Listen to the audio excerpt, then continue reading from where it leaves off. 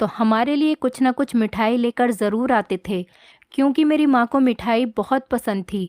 पापा कुछ देर बैठकर मम्मी से बातें करते और फिर सोने के लिए अपने कमरे में चले जाते।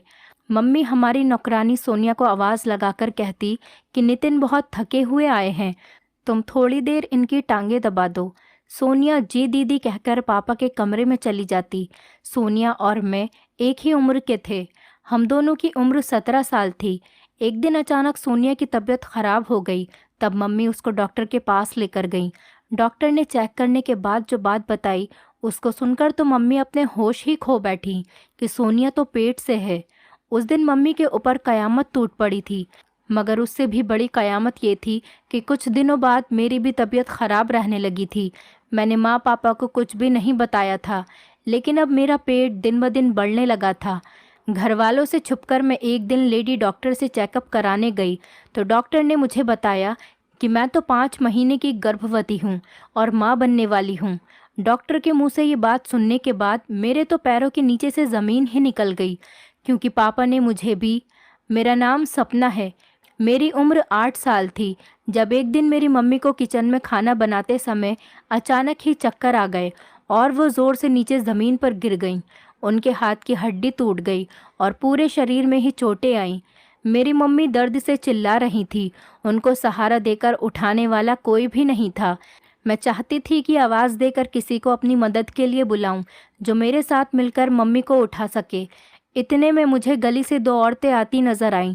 मैंने इशारे से उन दोनों औरतों को घर के अंदर बुलाया और उनसे कहा कि मेरी मम्मी ज़मीन पर गिर गई हैं और उनको बहुत चोट लगी है। आप मेरी माँ को उठाने में मेरी मदद कर दें। दर्द से चीखती मेरी मम्मी को उन्होंने सहारा देकर उठाया, उन्हें बिस्तर पर लिटाया और पानी भी पिलाया। मेरी मम्मी ने कहा कि मुझे बहुत ज़्यादा चोट लगी है, आप लोग मुझे फ़ोन उठाकर दे दें ताकि मैं अपने पति को फ़ोन करके अपनी चोट लगने के बारे में बता सकूं, ताकि वो आकर मुझे डॉक्टर के पास ले जाएं। उनमें से जो एक कम उम्र औरत थी, उसने मेरी मम्मी को फ़ोन उठाकर दिया।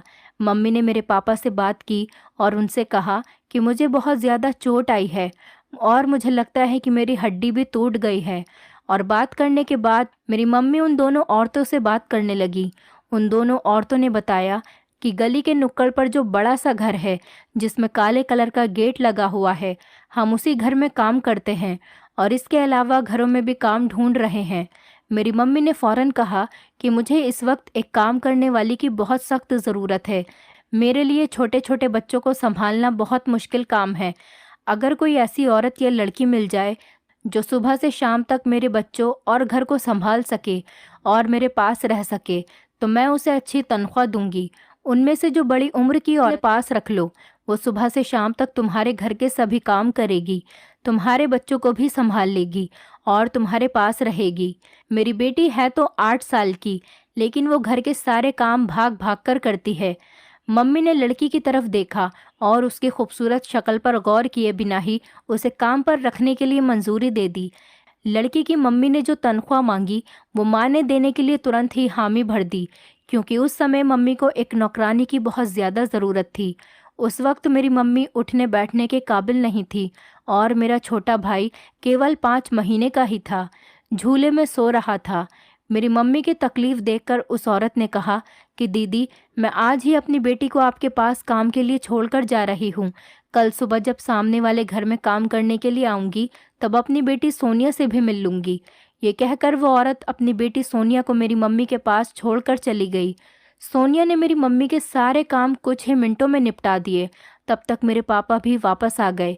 मेरी मम्मी ने कहा कि इस लड़की को अभी थोड़ी देर पहले बच्चों की देखभाल और घर के काम के लिए रखा है। भगवान ने फरिश्ता बनाकर इस मुश्किल समय में इस लड़की को हमारे पास भेज दिया है, वरना मुन्ने को झूले से निकालकर फीडर पिलाने के लिए कोई नहीं था। मेरे पापा ने जल्दी ही गाड़ी निकाली और उस लड़की को भी हम सबके साथ ही लेकर अस्पताल आ गए। एक्सरे करने के बाद मम्मी को डॉक्टर ने वहीं अस्पताल में एडमिट कर लिया। पापा मम्मी को अस्पताल छोड़कर हम तीनों बहन भाइयों को अपने साथ घर ले आए। रात को वो लड़की हम तीनों बहन भाइयों के साथ ही सोई। सुबह को पापा ने हमारी बुआ को फ़ोन किया तो वो लखनऊ से जयपुर के लिए जल्दी ही निकल गईं, क्योंकि पापा उस अनजान लड़की के पास हम तीनों बहन भाइयों को अकेला नहीं छोड़ना चाहते थे। बुआ के अपने 3 छोटे बच्चे थे, जिसमें से अपने एक बेटे को वो साथ लेकर आई थीं और बाकी के 2 बच्चों को अपनी नंद के घर पर छोड़कर आई थीं। दोपहर को हमारी नौकरानी सोनिया की माँ हमारे घर पर आ गई। मेरी बुआ ने उनसे कहा कि तुम्हारी बेटी तो बहुत अच्छी और समझदार है, वरना इतनी कम उम्र की लड़कियां कहाँ बच्चों को इतने अच्छे से संभालती हैं। इसने बहुत ध्यान से बच्चों को संभाला और रात को मुन्ने को फीडर भी बनाकर दी। सुबह हम सबके लिए नाश्ता बनाया। सोनिया की माँ ने कहा कि ये अपने छोटे बहन भाई को संभालती रही है, इसीलिए छोटी उम्र से ही इसको काम करने का तरीका आ गया है। मैं काम पर जाती थी तो मेरे पीछे यही घर और बच्चों का ध्यान रखती थी। बुआ ने कहा, भावना, तुम्हारा भला हो कि तुम इस मुश्किल समय में हमें मिल गईं, वरना आज के वक्त कौन अपनी लड़की को ऐसे किसी गैर के घर छोड़ता है। दीदी, मैं इस घर में पहली बार आई हूँ, लेकिन आसपास के सभी घरों में मैंने काम किया है और सबको अच्छी तरह से जानती हूँ। असल में सोनिया का बाप सौतेला है और हर दिन नशा करता है और कोई काम नहीं करता, और अगर ज़्यादा नशा कर ले तो वो मुझे और बच्चों को मारने लगता है। उसकी नशे की आदत की वजह से मेरी ये बच्ची डरती रहती है और इसे घर में सुकून नहीं मिलता, और मुझे भी हर समय यही डर रहता है कि वो नशे की हालत में सोनिया के साथ कहीं कुछ उल्टा सीधा ना कर दे, क्योंकि इसकी सगी बेटी तो है नहीं। बस इसी वजह से मैं इसे किसी अच्छे घर में रात दिन के लिए नौकरानी के काम करने के लिए रखवाना चाहती थी। आपकी भाभी को देखकर मुझे अंदाज़ा हो गया था कि वो एक अच्छी औरत है। वो दर्द में थी, इसीलिए मैंने अपनी बेटी को यहीं काम के लिए छोड़ दिया। कुछ देर वो बुआ से बातें करती रहीं, तब तक मेरे पापा वापस अस्पताल से आ गए थे। उन्होंने बताया कि मम्मी का ऑपरेशन हो गया है और उनके हाथों की हड्डी और टखने में फ्रैक्चर हो गया है। डॉक्टर ने बताया है कि पूरी तरह से ठीक होने में कई दिन का समय लगेगा। बुआ 1 हफ्ता ही हमारे साथ रह पाईं। उनकी नंद के फ़ोन आ रहे थे कि तुम्हारे बच्चे परेशान हैं, जल्दी आने की कोशिश करो। बुआ अगली सुबह वापस चली गईं, तो उनके जाने के बाद घर की और बच्चों की सारी जिम्मेदारी सोनिया के सर पर आ गई थी। पर सोनिया ने बड़े अच्छे तरीके से अपनी सारी जिम्मेदारी को निभाया। मेरी मम्मी सोनिया से बहुत खुश हुई। 4 महीने बाद मम्मी चलने फिरने के काबिल हो गई, पर अब भी वो पूरे तरीके से ठीक नहीं हुई थी। सारा दिन लेटी रहती या फिर टांगे फैलाकर या टेक लगाकर थोड़ा बहुत बैठ जाती थी। मुश्किल वक्त गुजर ही जाता है।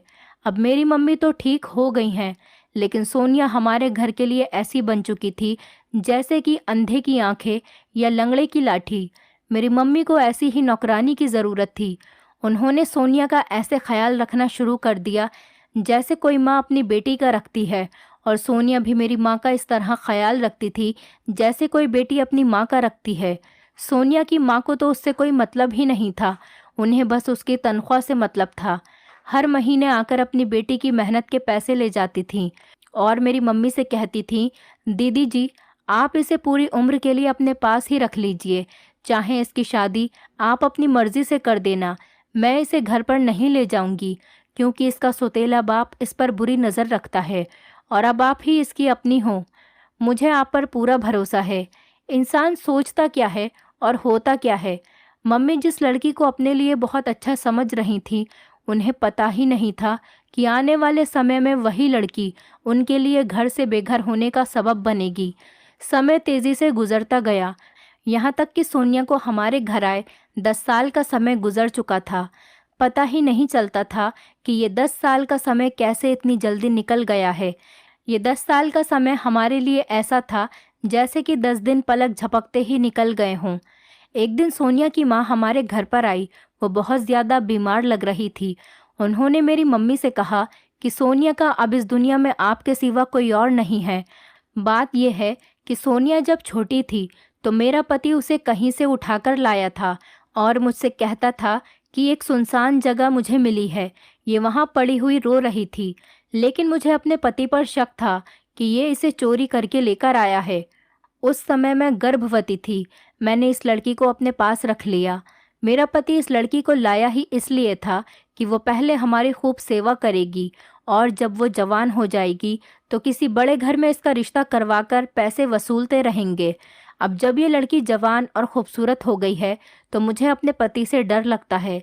दीदी, अगर मैं ना रहूं तो इसे आप अपने पास रखना और इसकी शादी भी करवा देना। इसको कभी अपने घर से ना निकालना, इसको कभी बेघर नहीं करना और ना ही कभी इसको मेरे पति के हवाले करना। उस दिन के बाद से सोनिया की माँ वापस हमारे घर पर कभी नहीं आई। शायद वो मर गई थी। मम्मी सोनिया की जवानी और खूबसूरत से बेखबर, बस इससे अपनी सेवा करवाए जाती थीं। सोनिया ने मम्मी को इतना आराम दिया था कि वो इसकी शादी के बारे में कभी सोचना भी नहीं चाहती थी। सोनिया जवान होकर मुझसे भी ज़्यादा खूबसूरत हो गई थी। मेरे पापा की शुरू से आदत थी कि वो काम से आकर मेरी मम्मी से अपनी टांगें दबवाते थे। मम्मी बीमार हुई थी तो ये काम सोनिया ही करती थी। अब तो पापा के आने के बाद मेरी मम्मी खुद ही सोनिया से कह देती थी कि जाओ, ये थके हुए आए हैं, तुम इनकी टांगें दबा दो। मम्मी ने यह भी नहीं सोचा कि अब सोनिया जवान हो चुकी है और मर्द की नीयत का कोई भरोसा नहीं कि कब बदल जाए। मगर मेरी मम्मी को अपने पति और सोनिया पर अंधा भरोसा था। मेरे पापा जब भी काम से आते हैं तो हमारे लिए कुछ न कुछ मिठाइयाँ ज़रूर लेकर आते थे, क्योंकि मेरी मम्मी और मुझे मिठाइयाँ बहुत ज़्यादा पसंद थीं। एक दिन अचानक सोनिया की तबीयत खराब हो गई। मम्मी उसको लेकर डॉक्टर के पास गईं तो डॉक्टर ने चेक करने के बाद जो बात बताई, उसको सुनकर मेरी मम्मी के पैरों के नीचे से ज़मीन ही निकल गई, क्योंकि सोनिया माँ बनने वाली थी। मेरी मम्मी सोनिया को अपने साथ घर वापस लेकर आ गईं और आने के बाद उसकी बहुत पिटाई की। उसको दीवारों में पटक पटक कर मारा और पूछा कि बताओ, ये सब किसने किया है? किसका पाप अपने पेट में पाल रही हो? सोनिया ने मेरी माँ से कहा कि दीदी, मैं बेकसूर हूँ, मैंने कुछ नहीं किया है। मालिक ने मुझसे शादी की है और अब मैं उनकी पत्नी हूँ। ये बच्चा भी उन्हीं का है। इतना सुनना ही था, इतना सुनना ही था कि मम्मी के ऊपर एक बिजली सी गिर पड़ी, क्योंकि मेरे पापा ने उनका अंधा भरोसा तोड़कर उनको धोखा दिया था। रात को जब मेरे पापा से पूछा तो उन्होंने भी सोनिया की हाँ में हाँ मिला दी थी। इस बात से मेरी मम्मी की बहुत बेइज्जती हुई। इस बेइज्जती को मम्मी बर्दाश्त नहीं कर सकी और पापा से लड़ाई झगड़ा करके मेरी नानी के यहाँ चली गईं। उस समय मेरी उम्र 17 साल थी। उस समय मेरा भाई बहुत छोटा था। मम्मी सिर्फ उसी को अपने साथ ले गईं। जब घर की नौकरानी मालकिन बन जाए तो असली मालकिन को तकलीफ तो होती ही है। उस समय हमारा घर उजड़कर वीरान हो गया था। इस गरीब और बेसहारा लड़की ने हमारे घर रहकर ऐसा रंग रूप निकाला कि देखने वाला देखकर हैरान रह जाए। और मेरी मम्मी को अपने घर और बच्चों से ही फुर्सत नहीं मिलती थी, जो उस चालाक लड़की पर थोड़ा गौर कर लेती। मम्मी उसको अभी तक वही छोटी और मासूम बच्ची समझ रही थी जो उनके टुकड़ों पर पल रही है। उसकी खूबसूरती हमारे घर में क्या कयामत लाने वाली थी, इसका माँ को ज़रा भी ध्यान नहीं था। जब पानी सर से निकल गया तब मम्मी को होश आया। उस वक्त तक मम्मी की सारी खुशियाँ उनसे दूर हो गई थी। माँ के जोर देने पर पापा ने फैसला सुना दिया कि चाहे जो कुछ भी हो जाए, अब सोनिया इसी घर में रहेगी, मेरी दूसरी पत्नी बनकर। तुम रहो या ना रहो, तुम्हारी मर्जी। ये घर तुम्हारा नहीं, मेरा है। तुम इसे दहेज में अपने साथ लेकर नहीं आई थी। पापा के कड़क मिजाज को देखकर मेरी माँ के तोते उड़ गए। उन्होंने कभी सपने में भी नहीं सोचा था कि उनका जीवन साथी उनके साथ कभी ऐसा धोखा करेगा। जिस घर को मम्मी जिंदगी भर अपना समझती रहीं, एक दिन अचानक पता चला कि ये घर तो उनका है ही नहीं। इस बात से मेरी मम्मी को बहुत तकलीफ पहुंची, लेकिन उनका कलेजा न जाने किस मिट्टी का बना था कि वो मरी नहीं, बस घर छोड़कर चली गई। औरत जब अपना घर छोड़ दे औरत जब अपना घर छोड़ दे तो कोई उसको रखने वाला नहीं होता। मम्मी का भी यही हाल हुआ, कभी एक भाई के घर तो कभी दूसरे भाई के घर। भाभी जब ज़्यादा परेशान करती तो किसी दूसरे रिश्तेदार के यहाँ जाकर रहने लगती। कई घर बदले मगर कभी लौटकर अपने घोंसले में न आ सकी। सोनिया पापा से डरती थी तो पापा के डर से हमारा ख्याल भी रखती थी। देखते ही देखते 1 साल का समय गुजर गया। सोनिया का बेटा पैदा हुआ जो हमारा सौतेला भाई था। अब हमें उन दोनों को संभालना पड़ता था। सोनिया ने हमारी जगह ले ली और सोनिया की जगह हमें मिल गई थी। अब घर के कामों का सारा बोझ हमारे कंधों पर आ गया था। इस जिम्मेदारी को मेरा दिल कभी कबूल नहीं कर पाता था। 17 साल की थी कि दिल में बगावत के जज्बात ने जन्म ले लिया। दिन में नींद आंखों से दूर रहती थी और रात को ख्वाबों ख्यालों के पर्दे में लपेटकर गुजारने की कोशिश करती थी। सोनिया भी मेरी ही उम्र की थी। हम सही करते या गलत करते वो हमें रोकती टोकती या मना नहीं करती थी। इसी बात का फ़ायदा उठाकर मैंने मोहल्ले में बहुत से दोस्त बना लिए थे। जब मन चाहता तो मैं उनके घर जाती थी और घंटों घर से गायब रहती। मम्मी की याद से भागते भागते मुझे पता ही नहीं चला कि मैं कब आवारा लड़की बन गई। उन्हीं दिनों हमारे किसी दूर के रिश्तेदार ने अपने बेटे को मेरे पापा के साथ काम करने के लिए भेजा था। पापा की बाजार में कपड़ों की दुकान थी, इसीलिए एक लड़के को पापा ने अपने पास नौकर के तौर पर रख लिया। पापा को अपने कारोबार के लिए किसी की ज़रूरत थी, इसीलिए सोचा कि बेघर है, बेरोजगार है, अपने पास ही रख लेता हूँ। घर भी दे दूंगा और रोजगार भी। यही सोचकर उन्होंने घर के पीछे के स्टोर रूम में उस लड़के को रहने के लिए जगह दे दी। ये कमरा खाली ही पड़ा हुआ था। नाम तो उस लड़के का अमित था, मगर वो बातें बहुत ज़्यादा करता था। मैं बोर होती तो अमित के कमरे की तरफ चली जाती, कभी खाना देने के बहाने से तो कभी ठंडे पानी की बोतल देने के बहाने, क्योंकि मैं उससे बातें करके अपने अकेलेपन को दूर करना चाहती थी। लेकिन वो एक चालाक और तेज़ लड़का था। अब मुझे अच्छे बुरे का कुछ पता ही नहीं था और मैं आवारा भी बहुत ज़्यादा हो गई थी। अमित कोई ना कोई बहाना करके काम से छुट्टी ले लेता था और पापा के जाने के बाद मैं ज़्यादा समय उसके साथ उसके कमरे में ही रहती थी। वो मुझे अपने मोबाइल में रोमांटिक फिल्म दिखाता। आवारा मिजाज तो मैं पहले से ही थी। देखते ही देखते मैं अमित के साथ सारी हदें पार कर गई। एक दिन अचानक पापा घर आ गए और उन्होंने मुझे अमित के कमरे से बाहर निकलते हुए देख लिया। मेरी हालत बहुत ख़राब थी। पापा को मुझे देखकर बहुत गुस्सा आ गया। आज मेरे पापा को पता चल गया था कि बुरी नज़र की सज़ा क्या होती है। उन्होंने खड़े खड़े ही अमित को अपने घर से निकाल दिया। मुझे भी कुछ थप्पड़ लगाए और मेरी सौतेली माँ सोनिया पर तो बहुत ज़्यादा गुस्सा किया कि तुमने इस लड़की का ध्यान क्यों नहीं रखा, ये तुम्हारी जिम्मेदारी थी। तुम्हें कुछ पता भी है कि जवान लड़की इस कमरे में इस लड़के के साथ क्या करती रहती थी। उस दिन अचानक से मुंबई से मेरे सगे ताया घर आ गए। उन्होंने मुझे जब रोता हुआ पाया तो मेरे पापा से कहा कि कुछ दिनों के लिए इसे मेरे साथ मेरे घर भेज दो। इसकी ताई इसका बहुत ध्यान रखेंगी, वरना तुम्हारी बच्ची दिमागी परेशानी का शिकार रहेगी। पापा उस समय बहुत गुस्से में थे। उन्होंने कहा कि हाँ, ले जाओ इस मनहूस को, ये मेरी नज़रों से दूर हो जाए तो अच्छा ही है। ताया मुझे अपने घर ले आए। मम्मी को ताई ने फ़ोन किया और उनसे कहा कि तुम्हारी बेटी मेरे घर पर है, मिलना चाहती हो तो आकर मिल लेना। मम्मी ने मामा को भेजा कि जाकर इसे ले आओ। मेरी बेटी कुछ दिन मेरे पास रह लेगी, वरना उसका बाप जिंदगी भर उसे मुझसे मिलने नहीं देगा। किसी को कुछ पता नहीं था कि मैं कितने बड़े खतरे में घिर चुकी हूँ। अब मैं किसी भी हाल में अमित को ढूंढना और उससे मिलना चाहती थी, क्योंकि मेरे अंदर बहुत से बदलाव आने लगे थे, ऐसे बदलाव जो किसी शादीशुदा औरत में होते हैं। मुझे अंदाज़ा हो गया था कि मैं माँ बनने वाली हूँ। मैं अमित से मिलने के लिए तड़प रही थी, ताकि उससे मिलकर उसे सारी बात बता सकूं। 99 में इतने सारे प्रोडक्ट्स सिर्फ पर्पल पे। Download the purple app now. कि मामा के आने के बाद मैं बहुत खुश थी कि किसी भी सूरत में अब मुझे भागने का मौका मिल जाएगा। मामा ने मुझे बस में औरतों की तरफ बैठा दिया और खुद मर्द वाले हिस्से में बैठ गए। थोड़ी दूर जाकर बस रुकी और बहुत सी सवारियां बस से उतरने लगी। मैं भी उन सवारियों के साथ छुपकर बस से उतर गई और दूसरी बस में चढ़ गई जो जाने के लिए तैयार थी। मेरे बैठने के बाद बस चलने लगी। मैंने ये भी नहीं सोचा कि मेरे जाने के बाद मेरी मम्मी और मामा का क्या हाल होगा। ताया और ताई पापा को क्या जवाब देंगे कि लड़की कहाँ चली गई। मुझे तो बस अब जल्द से जल्द अमित के पास पहुंचना था, ताकि उसे इस राज के बारे में बता सकूं जो मेरे लिए मौत की वजह बनने वाला था। बस आखिरी अड्डे पर रुकी तो मैंने उतरकर ऑटो वाले को बुलाया। वो सवारी समझकर भागता हुआ आ गया, लेकिन मुझ कम उम्र लड़की को अकेला देखकर ही हिचकिचा रहा था। तभी मैंने उस ऑटो वाले से कहा कि भाई, मैं तकलीफ की मारी हूँ और सौतेली माँ के जुल्म से बचकर घर से भागी हूँ। तुम मुझे हरिद्वार मेरे एक रिश्तेदार के घर पहुँचा दो। मेरे पास पैसे नहीं हैं, तुम्हारा एहसान होगा। रिक्शे वाला सही आदमी नहीं था।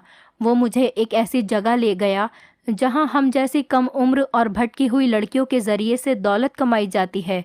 वो मुझे एक कोठे पर ले गया जहाँ रूह कुचली मगर जिस्म तरोताज़ा होता था, जहाँ सजावट में बनावट, ऊपर से हंसी और अंदर से सिसकियां निकलती थीं। जिस औरत ने मुझे ख़रीदा तो मैंने उससे कह दिया कि मैं शादीशुदा हूँ और माँ बनने वाली हूँ। मेरा पति मुझे मारता और जुआ खेलता था, तो उसके जुल्म से तंग आकर मैं घर से भाग निकली। ये ऑटो वाला मिल गया और मुझे यहाँ पर ले आया। मेहरबानी करो, मुझे मेरी माँ के पास पहुँचा दो। वो बोली, अभी नहीं, कुछ दिन ठहरो, बाद में पहुँचा दूंगी। वो मुझे लेडी डॉक्टर के पास ले गई। उसने मेरा अल्ट्रासाउंड करवाया। जब उसे पता चला कि मैं सच कह रही थी और मैं 3 महीने से प्रेग्नेंट हूँ, तो वो बहुत खुश हुई और मुझसे कहा कि आराम करो, ये मुश्किल समय निकल जाने दो, उसके बाद जहाँ तुम कहोगी मैं तुम्हें वहाँ पहुँचा दूंगी। मेरे पास उसकी बात मानने के अलावा और कोई दूसरा रास्ता भी नहीं था। अब मैं सोच रही थी, काश मैंने अमित के पास जाने का नहीं सोचा होता और मामा के साथ माँ के पास चली जाती तो ठीक ही होता। इस गंदी जगह में तो नहीं फंसती। जब मेरी बेटी ने जन्म लिया तो उस कोठे वाली की खुशी का ठिकाना नहीं था। उसने पूरे मोहल्ले में मिठाइयाँ बांटी, बोली कि इसकी परवरिश बहुत अच्छे से करो, तुमने हमें जो इनाम दिया है इसका हम बहुत ध्यान रखेंगे। मैं अच्छी तरह से जानती थी कि वो इतना खुश क्यों है। आखिरकार असल के साथ सूद वसूल हो चुका था। मैं दिन रात यहाँ से निकलने के बारे में सोचती रहती थी। आखिरकार एक दिन एक फूल वाले की मदद के जरिए से इस नर्क से निकलने का रास्ता मिल गया। वो रोज़ यहाँ के हर एक घर में फूल बेचने के लिए आया करता था। एक दिन मैं अपनी बेटी के साथ आंगन में बैठी रो रही थी।